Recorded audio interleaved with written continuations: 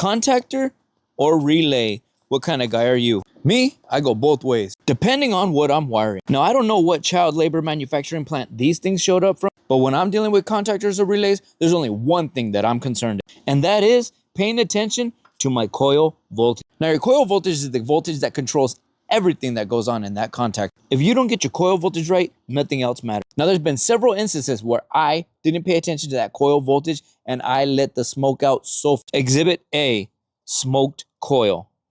That's because somebody decided to put a single phase 480 right into a 120 volt. As you could clearly see stated at the top of this coil, 120 volt, 60 hertz. That's because we're here in America, we go by the 60 hertz. But other countries that have the 10% tariff on them, they go through the 50 hertz step. So now let's have a look at this relay, which is much different from a contactor. And it also has a coil, which is A1 and A2. So I took the liberty to print the manual from that particular relay. And you can clearly see right here that this coil has 2 closing circuits and we have a coil. But how can I tell what the coil voltage is? Well, that's a very good question. But most contactors will have a coil voltage rating right at the top of your A1 and A2 terminals.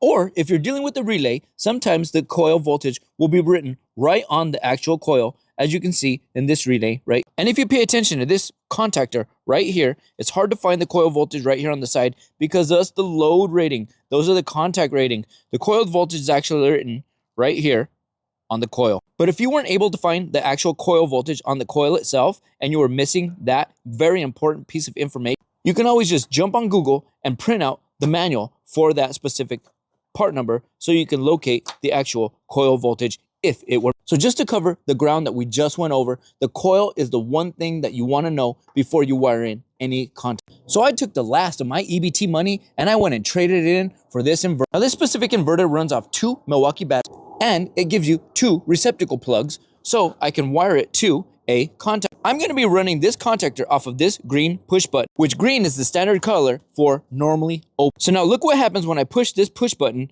going to this contactor.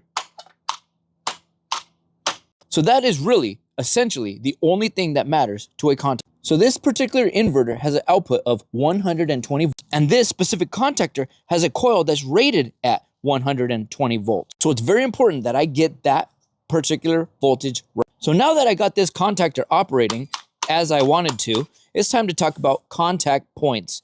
And that is these 3 contact points on the bottom and these 3 contact points on the top. Now your contact points also have a rating, and that rating you're going to on the side of your contact, and your relays also have a rating, and you're going to find that information printed on the side of your relay.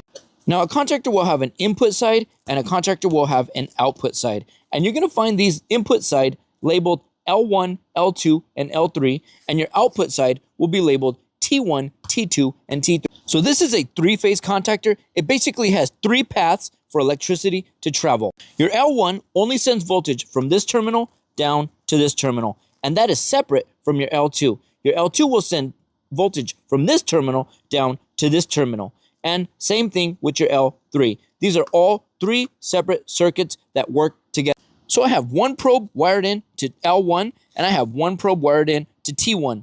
And you'll notice that when I close this circuit, L1 will contact with T1, and they will provide a continuity between the 2 when I push this button. There we go. So this is what's considered a 3-phase contactor. So when you're dealing with single-phase objects and single-phase devices, you're probably more than likely going to want to use a relay, depending on horsepower. Now all contactors have a load rating, depending on what size load you can put on them and what size load they can carry. Same thing with the relays. They have a load rating, which is most likely rated in amperage. Same thing with the contactors, rated in amperage. But both also have a horsepower rating. So if you're dealing with smaller motors and they're single phase, you're probably more than likely going to want to use a relay. So any small motor like this will probably want to use a relay.